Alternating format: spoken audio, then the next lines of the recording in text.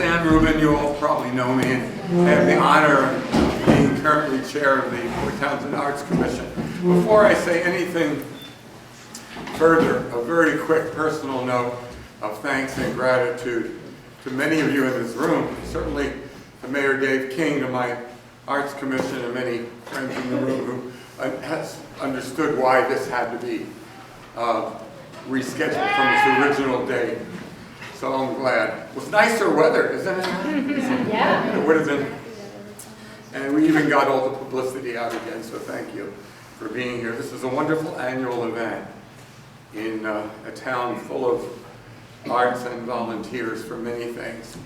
And it's a great joy each year to go through this process. So I want to do another moment of thanks.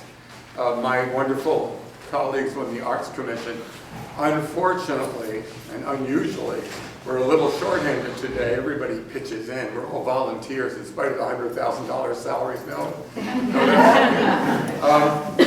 and people produce, this is from the commissioners, so I want to thank them. And unfortunately, two aren't here. Linda Okazaki, who plays a critical role in the actual presentation, the art piece that's going to be presented, is ill with that thing that's been going around that none of us have, or I trust that you will not breathe out, to sooner fall over in your seat. And Chris Morris, who's a critical member and chairs our public art committee, is not able to be here. She's traveling. Also, however, our commission, I can also cite those who are here, my gratitude to the volunteer work on the Arts Commission of Dan Grousman,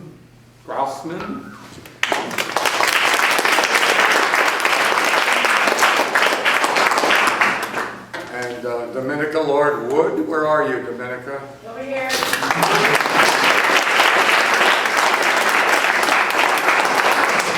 Lisa Wentworth.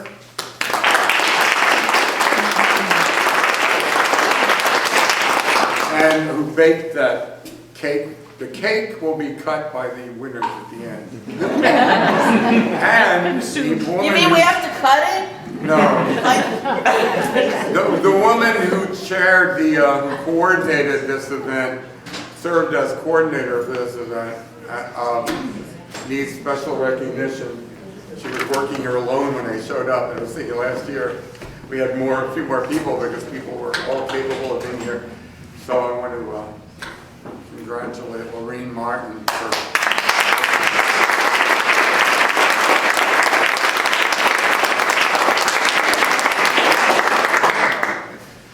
these are great people, great volunteers, and it's something for you to keep in mind for the future. Many of you are volunteers for the arts. We have some past winners of these awards here. I'm not going to try to name them all, but I see Bill Mowini and Don White and George Randall's, three people who've been among them angels and patrons of the arts at different times, and I'm sure there are others. The next thing I want to do before getting on to the business, this is part of the business, is to say that, you know, we all know how wonderful the volunteerism, the volunteer spirit is in this town, and it's a great privilege and joy to look over the many worthy volunteers, and sometimes people are nominated by their peers more than once and never quite get the actual honor. That isn't the point. As I view it, everyone is honoring all of us by their work. So I want to just cite other finalists for the Angel of the Arts this year, which would include Jermaine Arthur, whom we singled out last year for recognition because, as some of you know, she spent really some 38 years or so working in every possible capacity for the Jefferson County Community Chorus, including chairing the board, but I mean constant giving. What's remarkable is how all of these people, including our tonight's honorees, have sustained their efforts. Mark Cole, who was a past patron of the arts, was nominated for his continuing work, setting up concerts, upstage. Cynthia McBride, who for a dozen years or so has played a key role in raising money at Centrum and putting together their galas, again in every capacity until finally sort of chairing it. And Mark Parrott, who worked 7 years or so for the Jefferson County Fair as the arts and photography coordinator, which meant arranging the awards, the judging, outside sponsors, all these things that we all know make the arts work under the scenes and behind the scenes. And Carrie Rice and Rex Rice, wonderful volunteers at the Port Townsend Film Festival. So I wanted to cite all of those people. Now, the Angel of the Arts is an honorary title until we get the money together. An honorary title that acknowledges a person who has worked as a volunteer in a selfless way and is being nominated by peers, often in that organization or that arts group. And it can be recognition for the year, but there's a sense that it also can be for a sustained career of volunteering, like the people I just cited as our finalists. And nominations come in from citizens and from members of arts groups. I would say that there's something very special about Port Townsend, we all know that, and all the people who do these things for the arts. I'm thinking that earlier in the last century, the great writer, I love him actually, E.M. Forster, put little 2 words, I think, at the front of A Passage to India. You've probably seen the movie. Only connect. Only connect. And that was pretty much what the rest of the century needed. You know, he didn't mean violently. And it's really came into my mind thinking about what these winners today have in common. They are not only contributors to the arts, they are connectors of people who make the arts work. Last year, we honored the wonderful originator of bear boards, Gail Wallace, a connector. And I think that's something these 2 fabulous women have in common. They're community makers and builders and connectors. So what's going to happen here is it's a brief ceremony. I will introduce in turn each winner. Dave King, the mayor, will read the proclamation proclaiming her, bestowing the title on her, then the diamond-studded crown will be brought out. No, don't laugh, it'll look good on the Facebook page. And then they receive a piece of artwork, small piece of original work framed, done by Linda Okazaki. You will notice that the patron of the arts has a wing. Oh, they both have it this way. Okay, good. The angel of the arts has a wing this way as if for flight, and the patron has it mildly suggesting.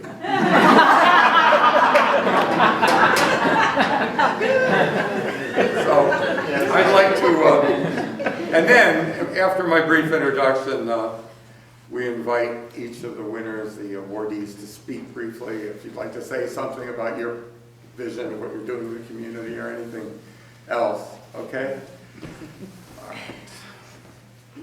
I should also give it, okay. Our angel of the arts, Anna Quinn. No, She's patron.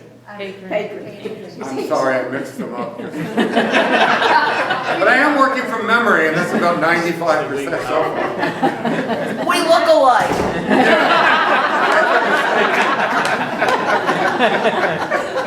Our patron of the arts, Anna Quinn, was a middle school teacher in Baybridge and came up here a number of years to write her novel. And what happened? Well, she'll say something about it perhaps, but you don't have to. You don't have to. You don't have to stand up here and give a speech. Just share your own whatever you want to say. But she did come up here to write, kind of privately work. This is the place to do it. And one year, she put out a little ad, anybody wanted a writing group. And she was kind of overwhelmed by how many people were willing to step forth in this community and say, yeah, I want to be in a writing group. And like that special person, the angel of the arts always is, she took that further. She didn't stop there. She took it further. And she started arranging writing groups, and next thing you know, she and her wonderful husband with business acumen, Peter Quinn, were up here with a small loft, which quickly became that place we all knew, Writer's Workshop on Taylor Street. And then, rather quickly, almost like in the blink of an eye, I'm sure it didn't feel that way to you, became currently the Writer's Workshop / imprint bookstore on Water Street. And it's actually, as we all know, an incredible community resource. She not only came in to use the community, started to generate in the community, and she created a resource. Just about every day of the year, they're running workshops or events out of that place, and she has given her heart and soul to it. Lives it and breathes it. If you ever hear her talk about it, or just go in there, I'm sure you've all been there. If you haven't, you should. They run events with important visiting writers of prominence and community things, and it's a place for books and people who love books and even know what bookstores really were, and I hope will remain with people like yourself. So it's remarkable how quickly you took these risks. You were motivated to do it, and we honor you for what you've done. You are a fosterer and creator of community. So, David King, if you would like to do the honors, and we will present our 2014, because that's the year it was, pardon me, I'm doing this wrong, Patron of the Arts designation to Anna Quinn, and first she reads your official investiture. Thank you. All right. I enjoy doing this every year. I forgot how rowdy a bunch you are. I particularly like talking about writing. Writing is something I relate to. Until I became mayor, most people just thought I talked too much. So I'll get right on with it. Proclamation. Whereas Anna Quinn, during visits to Port Townsend while writing a novel, duly fell under our spell and is moved to form a writing group here and to facilitate the organization of writing groups for others. And whereas Anna Quinn quickly expanded the Writer's Workshop, moving it from a single loft to a storefront on Taylor Street, where she provided a gathering place in which local writers could develop their talents with a program of classes and readings, benefiting appreciative audiences as well as aspiring writers. And whereas Anna Quinn, in order to feed our hunger for books in 2013, expanded again into the Writer's Workshop and imprint books on Water Street, creating a multifaceted resource and meeting place for readers and writers alike, and bringing writers of national distinction to read here. And whereas Anna Quinn has demonstrated her abilities as a risk taker, visionary, and innovative community builder, and has done so with characteristic elan and commitment to others and to the art of writing, truly exemplifying the role of creative entrepreneur and as an enricher of cultural life. Now, therefore, I, David King, Mayor of the City of Port Townsend, do hereby proclaim Anna Quinn Patron of the Arts for the year 2014, and ask the citizens of Port Townsend to join me in acknowledging her accomplishments.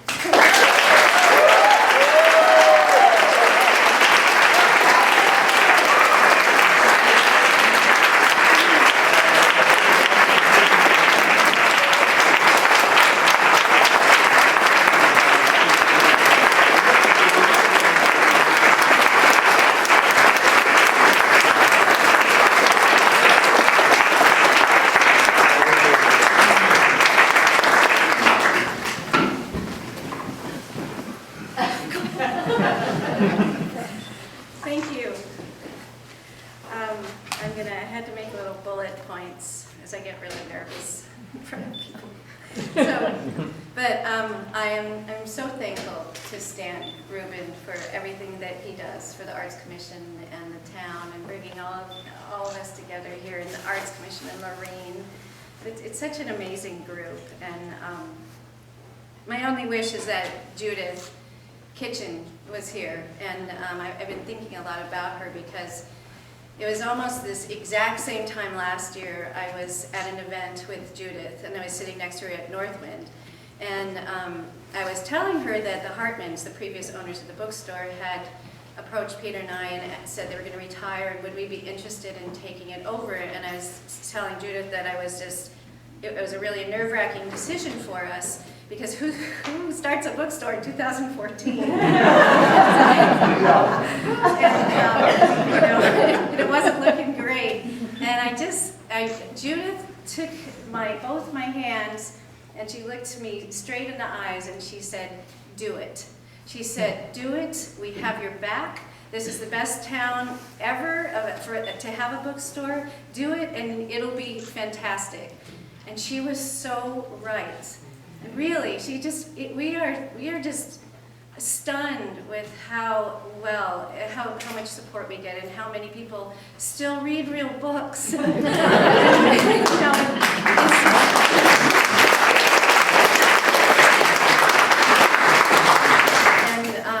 And we're really happy too about all the kids that are starting to come in. And I think I saw Patrick Jennings, where are you? He's back there, our wonderful middle grade author in town. And he had gave a reading a couple of weeks ago, and we had 120 people in that little bookstore, mostly kids everywhere with cupcakes. But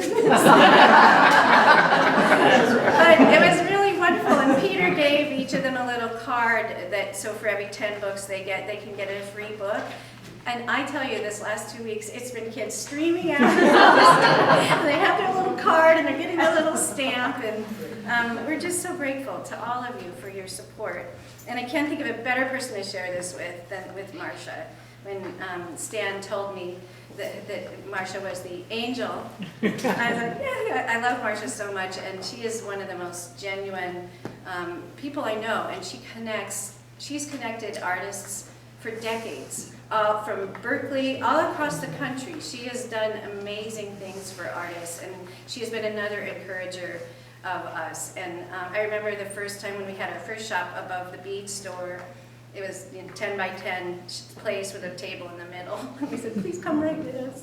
And Marcia came up and was so excited, and she said, "I'm so happy about this. My partner Nyla is a writer, and now she's going to have a community and a place to go." And she bought her a bunch of workshops, and ever since she comes to the reading, she has her own chair at the reading. So, and then of course, I really do share this with my husband Peter, because my dreamy husband, Peter. But because really, without Peter's business expertise, trust me. I have words, he has numbers. But without his expertise, we wouldn't have the workshop or the bookstore. And but I also want to say, more importantly than that he knows how to do inventories and spreadsheets and talks to publishers and all other things that he does. I think the thing that helps the most is that, one, he's a beautiful poet, yes. And he's a truly beautiful poet.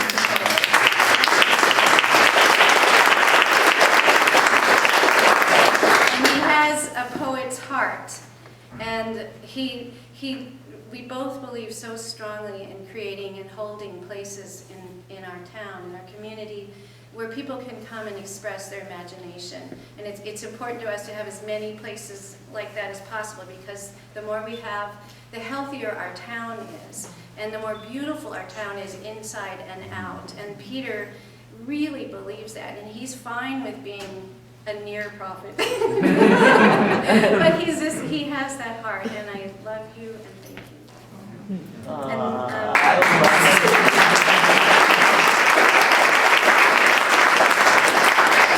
Just two more little things. And then I wanted to also thank our wonderful bookseller, Christy Webster, who's here, and Katie Johnson, who we are so lucky to have them. They read everything when you come into the store. They have wonderful recommendations for you, and they smile, and they're just, I love them.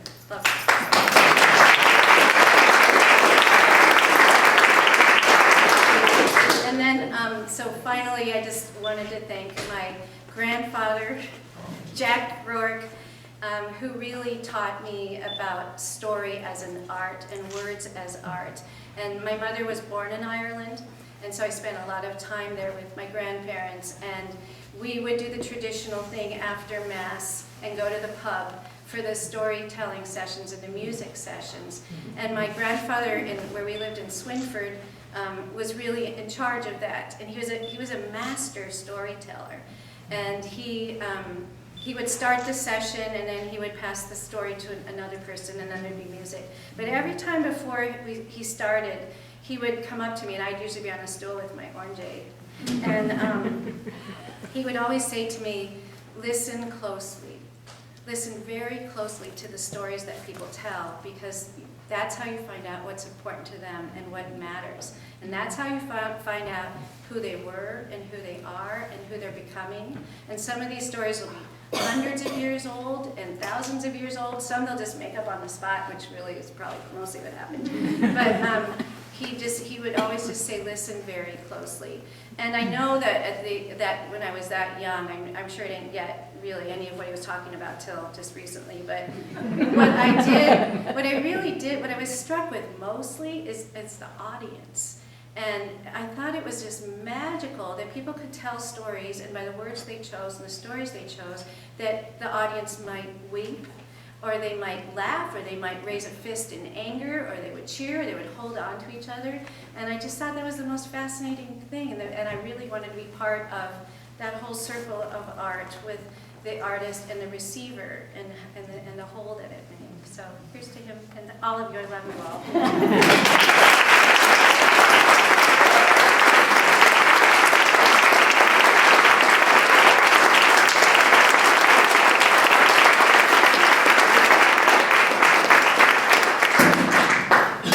Notice it's a little warm.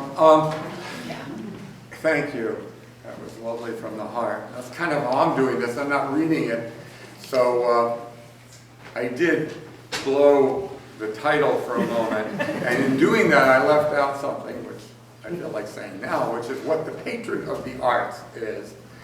And the patron of the arts has been around for a number of years, not quite as long as the angel, which was, I think, a creation under Don White when he chaired this commission. But we started the patron to recognize not that wonderful business of writing a nice check for the arts, which is, please, Lord, but this community manages to do when needed rather well. But to honor a business person initially who went beyond, as people do here, the parameters of business and into, sure, use my space, encourage talent the way Mark Cole did at the Upstage with newer young people, and just use it. Or Rocky, when he was using the other stage for the Rosebud for various kinds of presentations, still does. But I mean, a business that encouraged and added to the arts. And then a few years ago, we expanded it to a business person or leading citizen.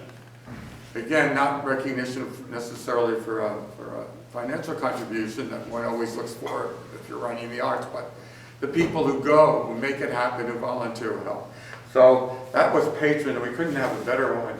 And arguably, some of these seem a bit interchangeable some years. Now, the other thing I didn't tell you is when this is over, which will be shortly, there are refreshments there. We purposely do this. It's all volunteer stuff from the commissioners. There is a small donation of sparkling non-alcoholic drink from Safeway. And we have our people serving. And over here are some memorabilia gathered by Lorraine from the two winners. Occasionally, there's some little piece that's actually even embarrassing to them. I hope for that. But Gail Wallace immediately sent me her picture of herself as a 5-year-old in a cowgirl outfit with boots. But this is a very interesting kind of background look. And the whole idea of that and this is just to give you that extra minute to linger, give your own congratulations, speak to each other a little bit before we break up and go on with whatever else we're doing tonight. So I already described what the Angel is, and there's some very good company. It was started in 1999. Kathleen Bruskin, the first winner. And the last couple of years, the Angels have been Andy McKee, I know him very well. Before that, Ian Keith, Jay Haskins, Don Whiteman, More recently, Harvey and Karen Putterman shared it, and we heard the spirit of partnership. You know the old joke that behind every successful man is a thoroughly surprised woman. But it fits us. And now it might be the other way, too. It fits our spirit to say that a lot of these are collaborative. All the arts tend to be collaborative. Although brooding loners in the hills can do kind of nice art too, even if they're not sociable people. We have both around here. So we're going to honor, and then Bill Mawhinney, who was here, and Gail Wallace last year for Bear Boys, the connecting theme. So now we'll honor our angel of the arts, and I won't say a lot because it could take a long time to say all the stuff you could say about her, and I don't even know the half of it. But, get back there. Oh, wait, why are they both here? Did you not get one? I didn't take it. It was read to you beautifully by David King, and therefore you should. Thank you. Thank you. I want to say that Marcia's story starts back in the Bronx a while ago, and she was an activist back then. She almost inevitably, some would say, from the generation some of us are from, ended up in the Bay Area. But she was not just a spectator or participant. She's an amazingly active doer, creator, and connector. Her education out there included a degree from Berkeley, included 3 master's degrees of various sorts in counseling, psychology, communication. She worked as a therapist there, working with families, working with transgendered families, adopting children, all sorts of those sorts of intercommunicative, humane things. But also, well, she had a life in education, where she was really a prime designer of an alternative program in the San Francisco United School District. She actually helped create 2 school programs, one of which she ultimately was effectively the principal or director of for a time. And she herself taught as an adjunct and instructor at a number of campuses in that area. You know, I think Santa Cruz was one. UC campus is San Francisco State. I think you taught at Berkeley, something at Berkeley. So it sort of gets incomprehensible as you start to see all she is and does. Here in Port Townsend, when she and Nyla came to Port Townsend, it was another great gift for us because not only are they an addition to the community, but they create community, they connect. And although she may be best known for her KPTZ activities, Treasures and Pleasures, or Pleasures and Treasures, consider reversible, she has done a lot of other things too. She has been in theater, she's done writing, was active at the KCPT, and at the other theater, what is it? Paradise Theater. She's just been involved in a lot of the arts, which tends to be the case. She has, however, at KPTC with the Treasures and Pleasures and another interview series she did, she also has developed a connection to the film festival. That's very important. She does the director's room during the film festival and does those conversations. She's an endless creator. She said to me she's an activist now from a chair. You know, she's an activist from an easy chair or sofa, but she isn't. She's an activist with spirit, soul, heart, and mind. And I do want to say just these other things. She's very concerned with the kind of national breakdown in the tone of how we talk to each other. Port Townsend, fortunately, is one of, I think, many exceptions. And she cares about kindness and the breakdown of civil discourse. And she ends her shows, as most or all of you probably know, by saying, go gently. Or if you can't go gently, go as gently as you can. And that's her spirit. So she says that she likes her radio activity to be a kind of homeroom for all the arts, across the generations, bringing people who are visitors, visiting artists with people who are gay. All of this kind of cross-fertilization that she makes possible. So let's honor with the reading by the mayor of the proclamation. our 2014 Angel of the Arts, Marcia Pearlstein.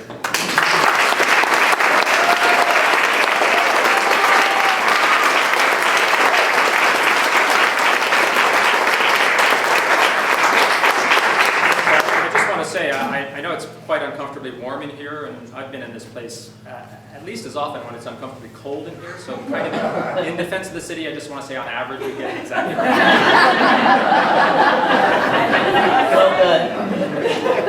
Proclamation. Whereas Marcia Pearlstein, since joining our community in 2005, has energetically dedicated herself to art and service in the very spirit of Port Townsend. And whereas Marcia Pearlstein has contributed significantly as a volunteer to many and diverse arts activities, including hosting the Filmmakers Lounge at the Port Townsend Film Festival, helping to plan the Port Townsend Public Library's Community Reads program, serving as an advisor to songwriters' works, and teaching journal writing for the Port Townsend Writers' Workshop at Centrum. And whereas Marcia Pearlstein, as a playwright, performer, and director, has contributed her own creative work to Key City Theater, Paradise Theater, and PT Shorts. And whereas Marcia Pearlstein, generously turning the spotlight on others, established Treasures and Pleasures, a KPTC interview series on which she hosts creative contributors to our community in various disciplines, as well as Under the Rainbow, a program exploring local LGBT issues. And whereas Marcia Pearlstein continues to enrich the arts in Port Townsend by her passionate commitment to her vision of community as a nurturer of creativity and of human rights, now therefore I, David King, Mayor of the City of Port Townsend, do hereby proclaim Marcia Pearlstein Angel of the Arts for the year 2014, and ask the citizens of the City of Port Townsend to join me in acknowledging her accomplishments.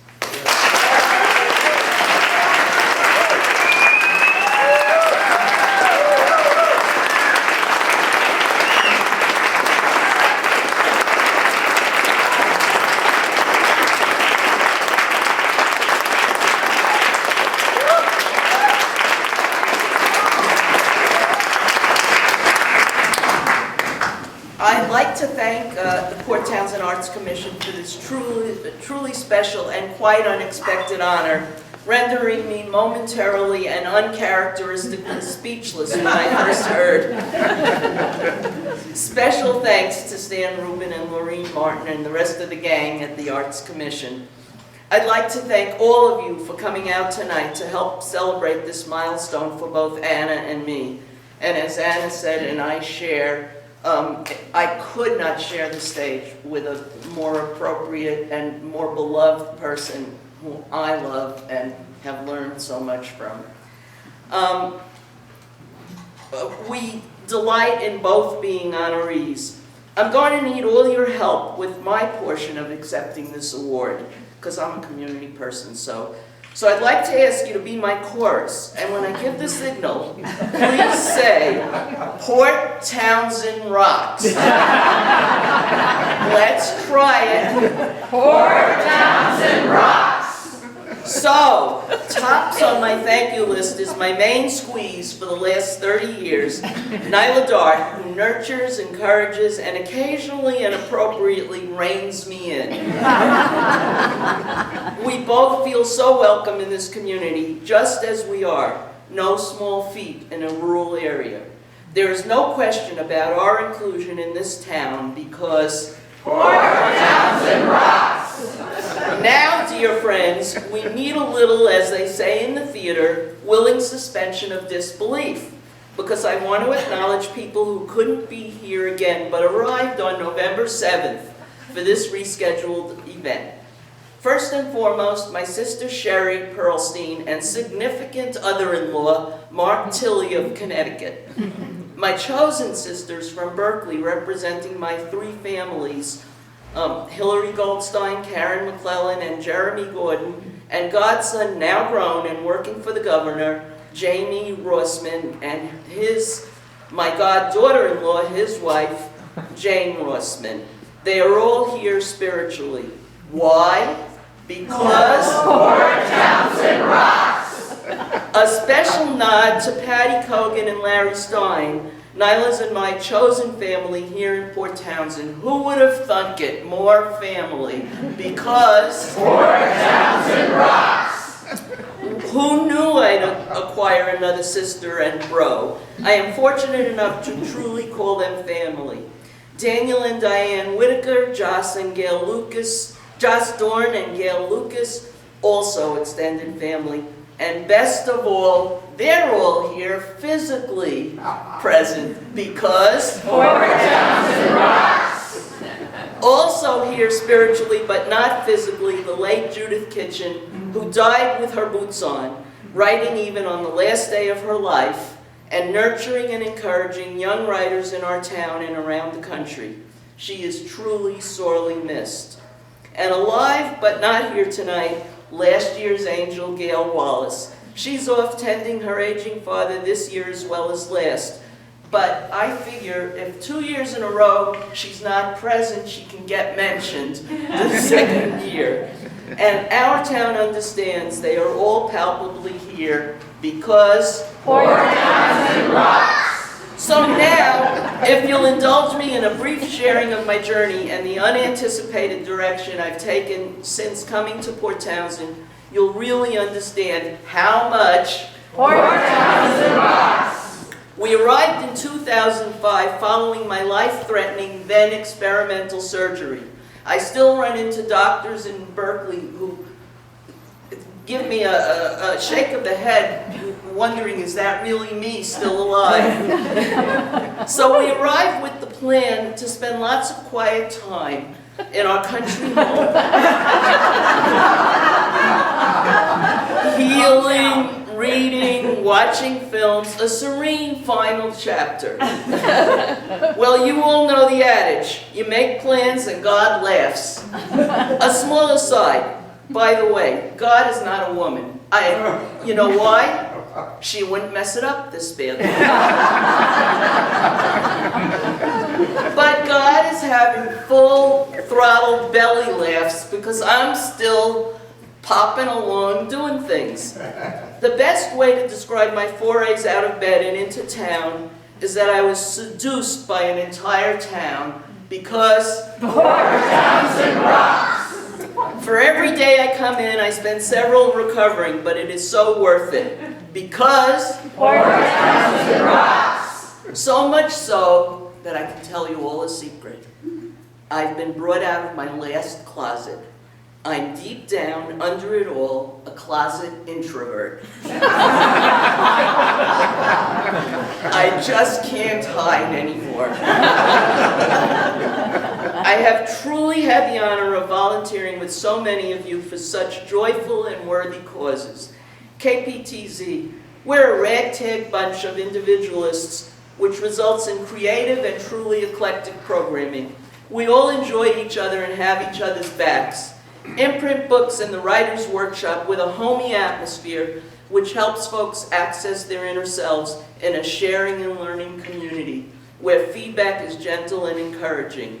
Key City and Paradise Theaters, who combine a level of professionalism with a welcoming and inclusive spirit that nurtures kids, teens, retirees, and many in-betweens, as well as seasoned equity actors.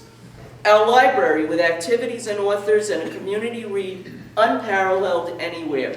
Northwind Arts, as well as all our other local galleries, and a vibrant poetry reading series. In our home, we've collected art from all over the world, but our most beloved pieces, and I'm going to add the one tonight, are works by Wanda Mawhinney, Sylvia White, and Peter Gritt. We plan to keep on supporting local art. Let us not forget Centrum and the Port Townsend Film Institute, bringing artists from all over the country and the world to our town as a special destination point. I can't tell you how many folks I've interviewed who leave here charged up to create something else so they'll have an excuse to return. Because Port Townsend rocks! Our businesses support artistic efforts and aid and abet us in helping our nonprofits, especially for the underserved, including scholarships for women and girls, Working Image, to help folks join the workforce, to name just a few. And in these hard economic times, we as a community aid our businesses and farms. All this and more because Port Townsend rocks! We need to keep doing so so that our younger generation will remain here. Finally, as a rural community, we don't have much cultural diversity, although we have a thriving GLBT community. I mean multicultural diversity.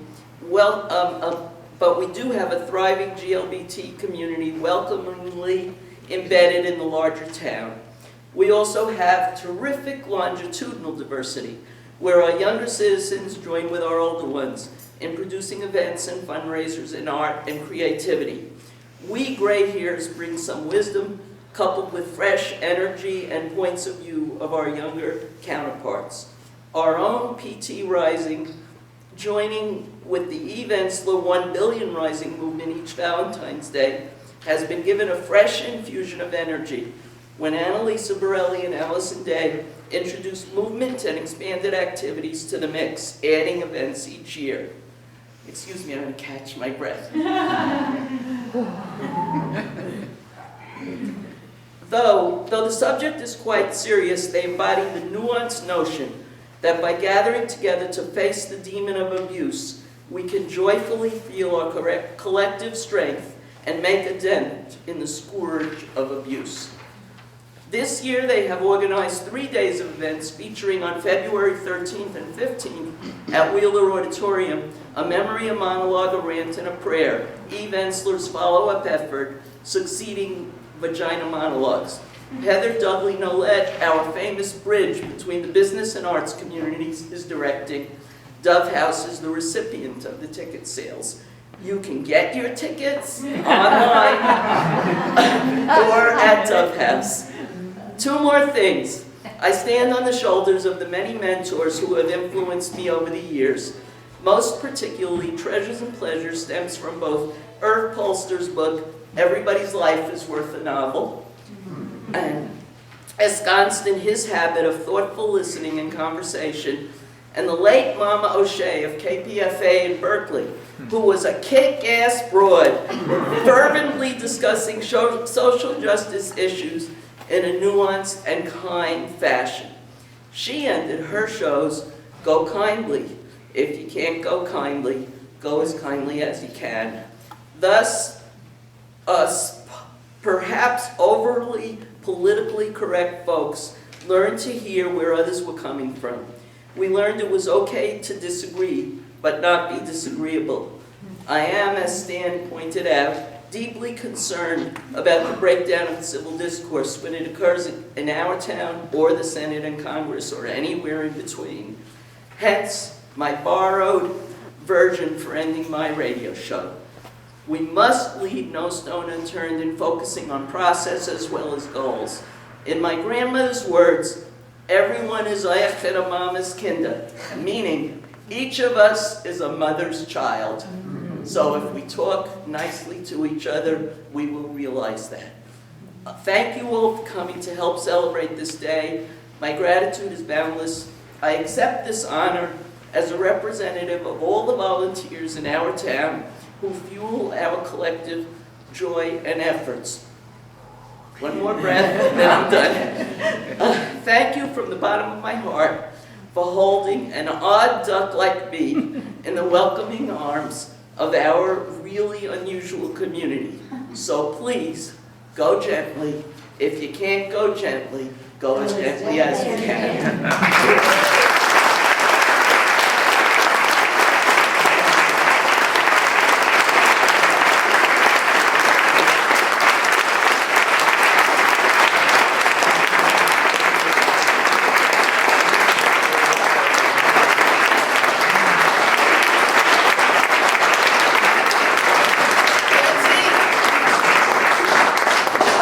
Quickly acknowledge Michaela.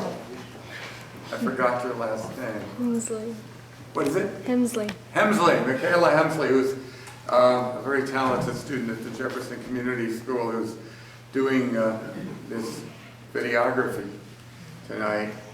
And she produced a piece on with the artist Sudakawa on maintenance of his work when he was over here maintaining it, so we have that legacy for anybody else to study. Thank you. I want to say this final, yeah, thank you.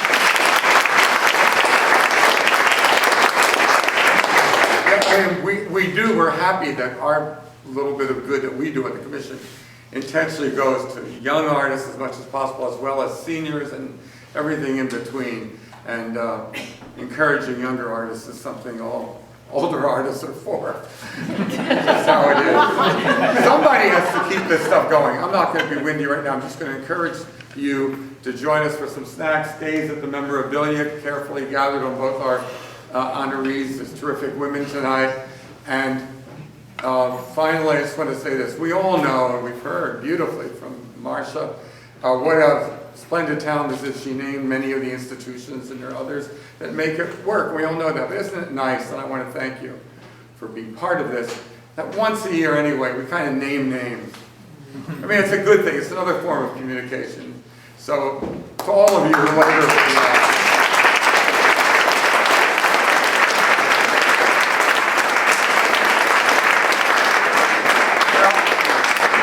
guys like to, we never do this before, I'd like to go over and cut the first piece of that cake. Lisa Whitworth.